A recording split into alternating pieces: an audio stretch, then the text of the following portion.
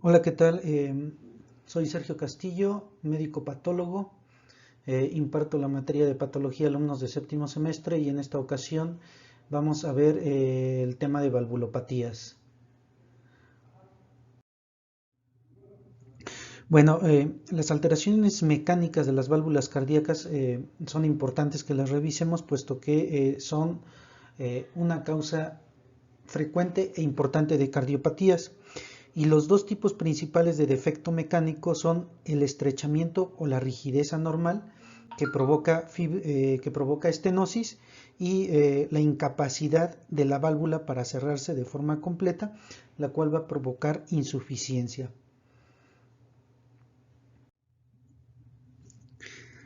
Las principales causas de las valvulopatías son las anomalías congénitas, las cicatrices posinflamatorias, la degeneración por envejecimiento, la dilatación del anillo valvular, la degeneración del tejido conectivo colágeno de la válvula y la destrucción aguda por inflamación necrosante.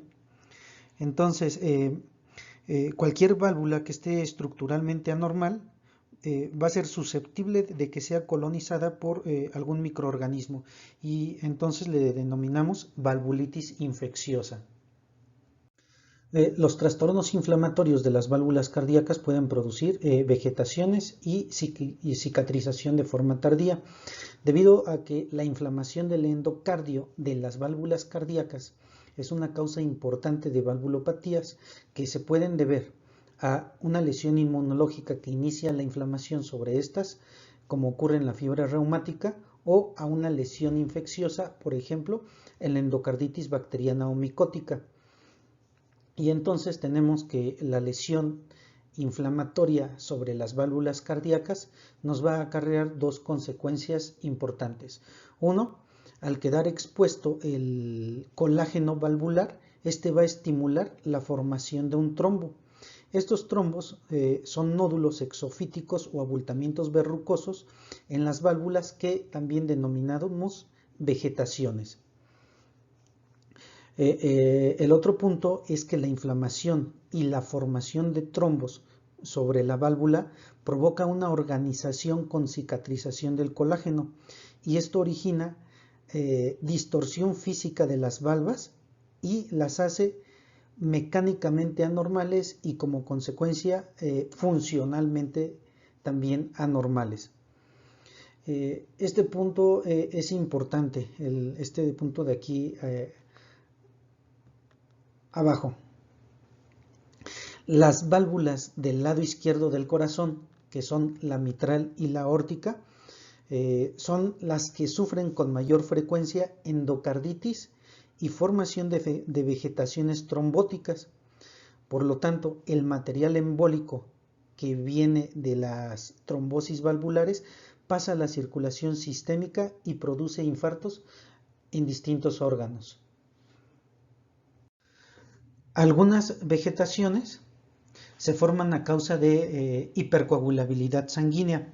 Es el caso de pacientes que se encuentran muy debilitados, mencionando algunos, por ejemplo, que tengan algún carcinoma metastásico o alguna infección crónica grave, en donde se forman pequeñas vegetaciones que no son infecciosas, que son duras y que son ricas en plaquetas. Estas vegetaciones las conocemos como vegetaciones maránticas y son características del lado izquierdo del corazón. La razón de esto es la hipercoagulabilidad que se produce por la respuesta de la fase aguda. Esta es la misma imagen de la diapositiva anterior, en la que podemos ver estas vegetaciones sobre las valvas. Generalmente son vegetaciones que miden menos de 5 milímetros. Se conoce a esta entidad como endocarditis trombótica no bacteriana o endocarditis marántica. Como habíamos mencionado, es propia de pacientes con hipercoagulabilidad y este tipo de vegetaciones tiende a embolizar. Este es un corte histológico de la vegetación anterior, de una vegetación marántica, y vemos aquí de su lado izquierdo a a la válvula. De su lado derecho vemos a la vegetación. Tiene esta coloración porque está formada por plaqueta y fibrina, y pues es muy fácil que se rompa y tienda a embolizar. En pacientes con lupus se pueden formar vegetaciones en las válvulas cardíacas que se conocen como endocarditis de Lipman-Sachs, y ello se debe a la presencia de títulos altos de anticuerpos anticardiolipina. Y vean, este tipo de vegetaciones pues son aplanadas, están diseminadas, pueden aparecer en todas las valvas, y otra característica morfológica que encontramos en ella es que las cuerdas tendinosas se observan engrosadas, acortadas y fusionadas. Este tipo de vegetaciones no tiende a embolizar. La fiebre reumática es una causa importante de fibrosis crónica en las válvulas cardíacas.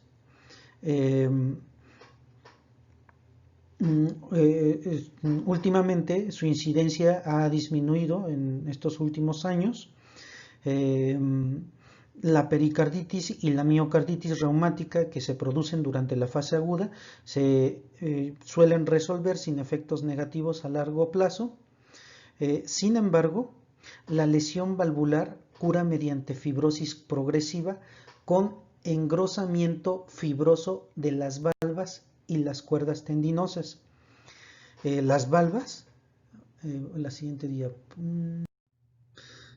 Las valvas se vuelven fibrosas, gruesas, retraídas, y se fusionan a veces unas con otras, e incluso se pueden depositar fragmentos de calcio. Este tipo de vegetaciones pues son pequeñas, aparecen aquí en los bordes de las valvas, miden generalmente menos de 2 milímetros y no tienen tendencia a embolizar. Este es otro caso de cardiopatía reumática en la que observamos la válvula mitral, que es vista desde la aurícula del lado izquierdo, y lo que llama la atención es esta característica forma de la válvula que se conoce como boca de pez. Y vean cómo la cicatrización está alrededor de la válvula. La estenosis mitral provoca insuficiencia cardíaca izquierda y va a predisponer a trombosis auricular.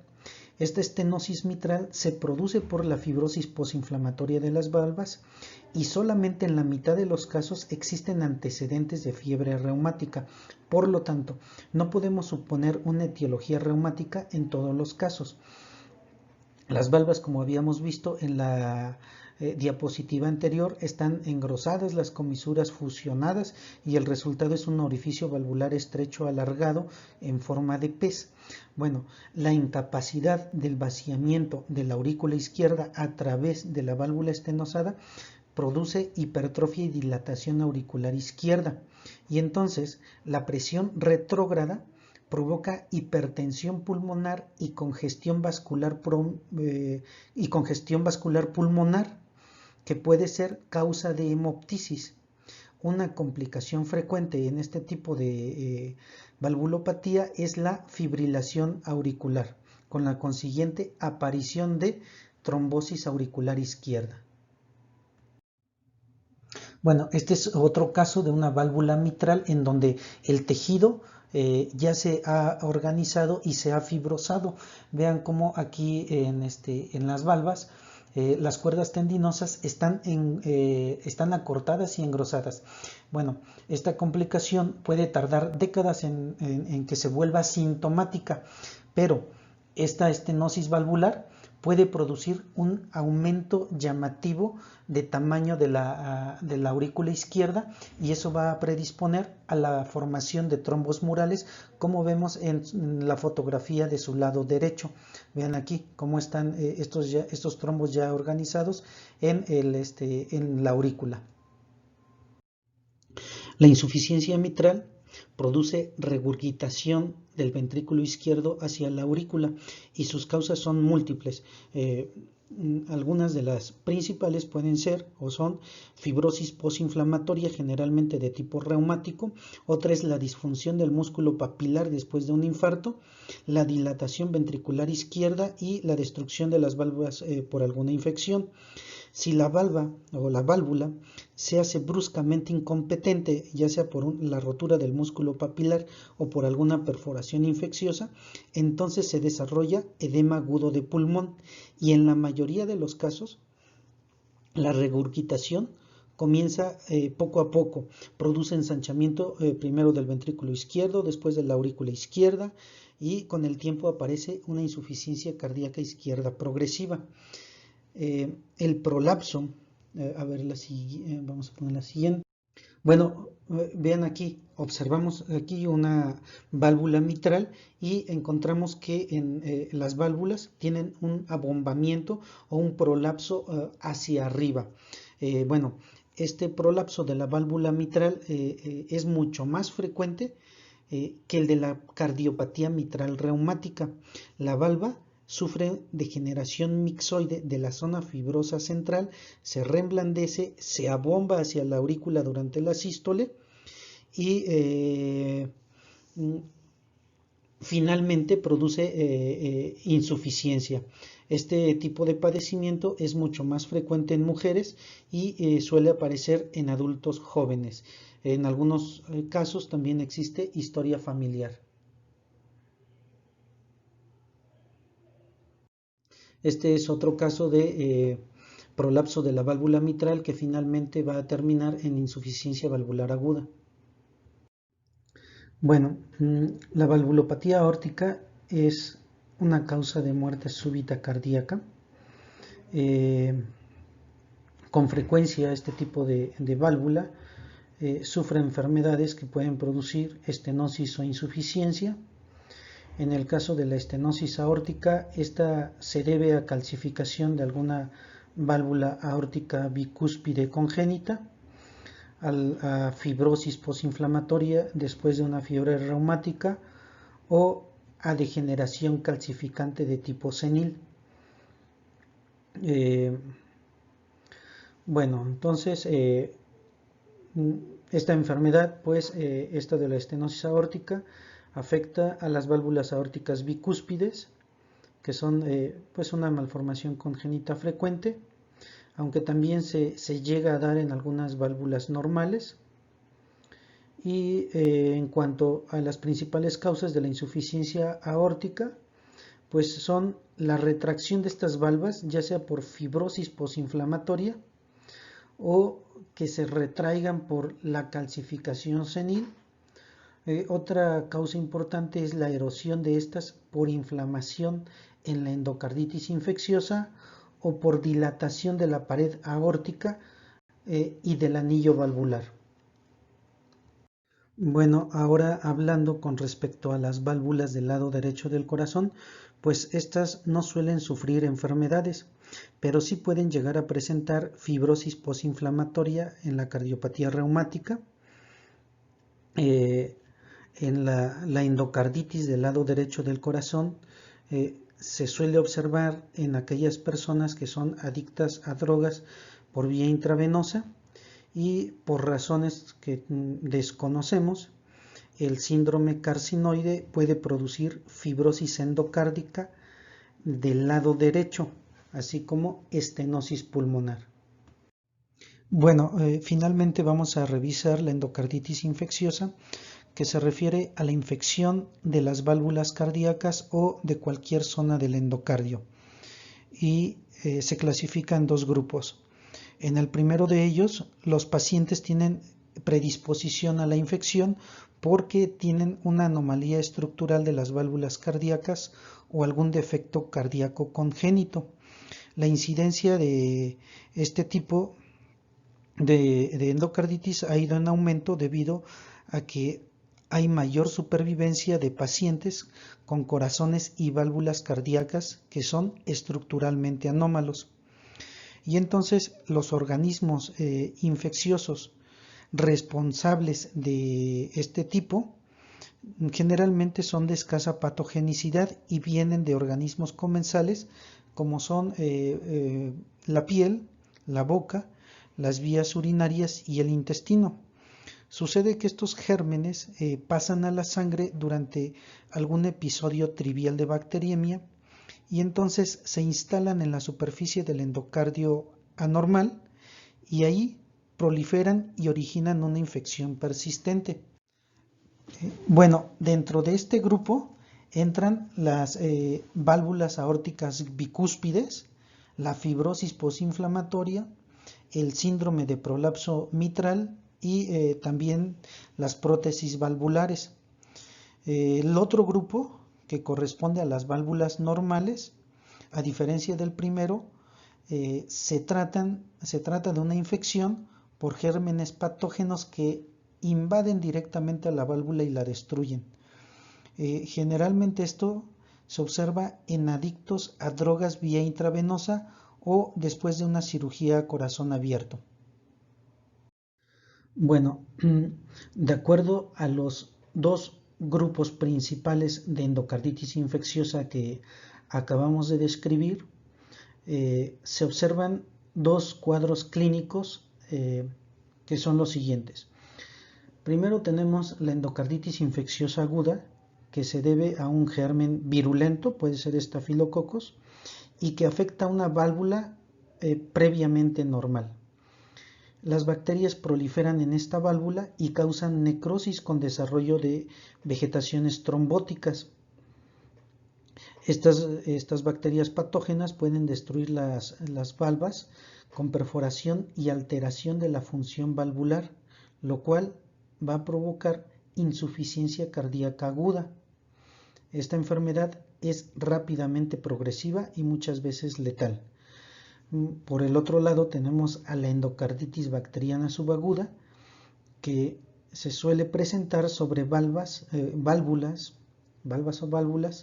que son estructuralmente anormales, y los gérmenes implicados en este tipo son habitualmente poco virulentos, como pueden ver, Streptococcus viridans. Estos proliferan lentamente en las vegetaciones trombóticas de la superficie valvular y en la mayoría de los casos causan destrucción de la válvula, pero este es un proceso muy lento, un proceso progresivo que finalmente estimula la formación de un trombo que tiene gran potencial para embolizar, y muchos de los efectos de esta forma de infección pues se deben a fenómenos inmunológicos y a la generación de citocinas por la inflamación de bajo grado persistente. Ok, entonces, dentro de los principales efectos clínicos de la endocarditis infecciosa subaguda, los podemos dividir en estos cuatro grupos. Primero, la formación de pequeños émbolos de material trombótico pasan a la circulación sistémica y pueden producir infartos en cualquier órgano, especialmente en cerebro, vaso y riñón. Estas zonas necróticas pueden a su vez infectarse por gérmenes. El otro punto se refiere a la destrucción progresiva de las valvas, que origina signos de insuficiencia valvular y que finalmente se complican con insuficiencia cardíaca. En el tercer punto tenemos la formación de inmunocomplejos frente a antígenos de los gérmenes infecciosos que son atrapados en pequeños vasos y que pueden causar petequias cutáneas y microhemorragias en piel y retina. Y también es importante, producen un tipo de enfermedad en el riñón que se conoce como glomerulonefritis. Y finalmente, la generación de citocinas por la infección de bajo grado va a producir manifestaciones sistémicas como fiebre, pérdida de peso y malestar general. Bueno, ahora vamos a ver unas fotos macroscópicas representativas de la endocarditis infecciosa, y en esta primera foto observamos aquí una vegetación de color marrón sobre la válvula cardíaca. Esta otra fotografía también muestra aquí algunas vegetaciones, pero que ya han destruido la válvula aórtica. Recuerden que las formas o los gérmenes patógenos más virulentos como Staphylococcus causan esto y generalmente están asociados a endocarditis infecciosa aguda. En esta otra podemos observar un corte histológico de una vegetación de endocarditis infecciosa en donde se pone de manifiesto que existe, ven aquí fibrina y todo esto que ven de color azul son abundantes colonias bacterianas. Bueno, y esta otra es un corte coronal de un cerebro adulto en el que, bueno, ya habíamos hablado que una de las complicaciones de la endocarditis infecciosa es la producción de émbolos que viajan a través de la circulación sistémica y vean, se pueden llegar a enclavar en el cerebro, en el hígado, en el riñón, en muchas zonas. En este caso, vean aquí cómo está afectando ya a un hemisferio cerebral. Y de su lado izquierdo, pues vemos el corte histológico en el que se observan múltiples colonias bacterianas que toman esta coloración azul. Ok, bueno, esta es la última diapositiva, entonces nos vemos en clases para comentar el video y las dudas que hayan surgido respecto a él. Muchas gracias.